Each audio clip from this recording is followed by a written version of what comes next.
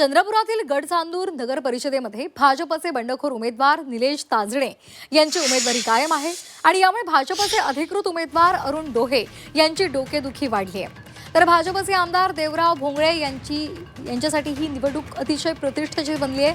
देवराव भोंगळे यांनी पक्षनिष्ठा आणि मेरिटपेक्षा आपल्या मर्जीमधील लोकांनाच उमेदवारी दिल्याचा गंभीर आरोप ताजणे यांनी केलाय। निलेश ताजणे यांनी शेतकरी संघटना आणि गोंडवाना गणतंत्र पक्षासोबत युती करत 20 जागे उमेदवार दिलेले आहेत। त्यामुळे गडचांदूर नगर परिषदेमध्ये भाजपसमोर मोठं आव्हान उभं ठाकलंय।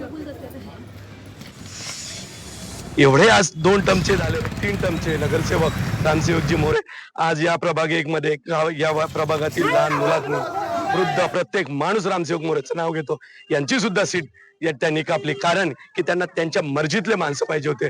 म्हणून नंतर आम्ही आमच्या सगळ्या भाजपच्या सगळ्या ज्येष्ठ युवा महिला कार्यकर्त्यांशी विचार विनिमय घेतला आणि त्यांनी सांगितलं की हा एकदम अन्याय आपण सहन करून घ्यायचा नाही, कुठेतरी याच्या विरोधात आपण आलं पाहिजे। आणि आम्ही कुठल्याही पक्षात न जाता स्वतःच बंडखोर पॅनल 12 सीटा आम्ही भारतीय जनता पार्टी, 6 सीटा शेतकरी संघटना आणि 2 सीटा गोंडवाना गणतंत्र पार्टीच्या माध्यमातून एक विचार घेऊन जनतेच्या समोर जातो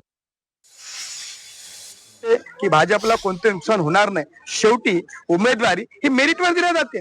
या ठिकाणी ज्या व्यक्तीने शहराच्या भाजपचे अध्यक्ष म्हणून काम सांभाळलं त्या अरविंद डोळेंना ना भारतीय जनता पक्षामध्ये उमेदवारी द्यायची प्रक्रिया, त्या प्रक्रियेतून पक्षाच्या वरिष्ठ नेत्यांनी अरविंद डोळे यांची उमेदवारी निश्चित केली।